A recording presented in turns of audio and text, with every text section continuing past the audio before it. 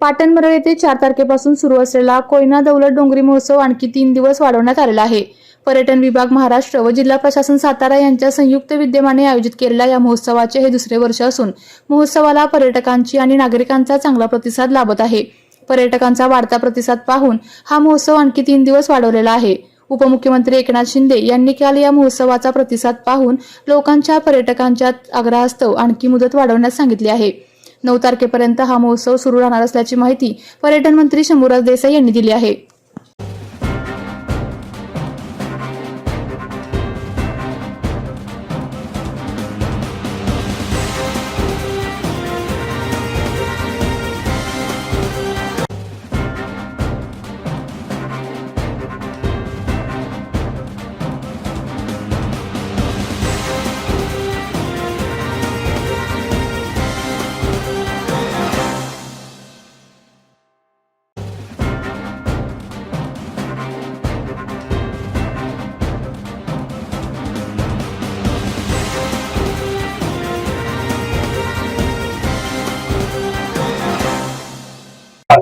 कोयना दौलत डोंगरी महोत्सव 6 तारखेपर्यंत नियोजन आपण केलेलं होतं आणि पहिल्या एकूण ह्या 5 दिवसात उदंड प्रतिसाद, प्रचंड प्रतिसाद या कोयना दौलत डोंगरी महोत्सवाला लोकांनी दिला।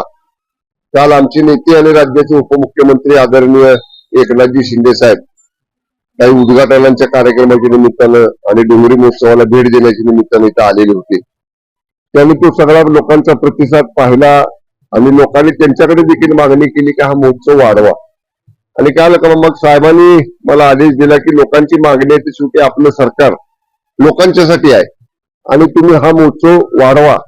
म्हणून कालच आम्ही निर्णय घेतला आदरणीय एकनाथजी शिंदे साहेबांच्या आदेशाप्रमाणे आणि 3 दिवस हा महोत्सव आज, उद्या आणि परवा वाढवलेला आहे। आज देखील संध्याकाळी सांस्कृतिक कार्यक्रम आहेत, उद्याही आहेत, परवाही आहेत आणि मोठ्या संख्येने लोक परत बघा आपण गर्दी व्हायला सुरुवात झाली।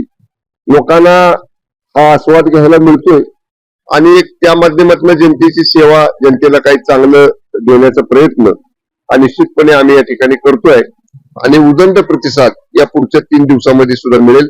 आज आपण या ठिकाणी भावसंगीत, भक्ती संगीत, मराठी गाणी, सारेगमप तो संध्याकाळी कार्यक्रम ठेवलाय।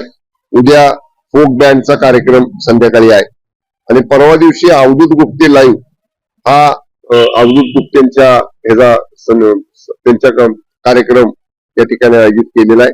खाद्य जत्रा चालू आहे, फनफेअर चालू आहे, बोटिंग चालू आहे, पॅराग्लायडिंग चालू आहे, घोडसवारी, उंट सवारी चालू आहे, शस्त्र प्रदर्शन चालू आहे, महिला बचत गटांचा स्टॉल्स आहेत ते चालू आहेत। सगळ्या गोष्टी जशा पहिल्या 5 दिवस होत्या तशाच पुढच्या 3 दिवस या ठिकाणी आपण चालू ठेवलेल्या आहेत। आपल्या तालुक्यातील जिल्ह्यातील बातम्या सर्वप्रथम पाहण्यासाठी आजच सातारा न्यूजला YouTube चॅनलवर सबस्क्राईब करा, लाईक करा, शेअर करा आणि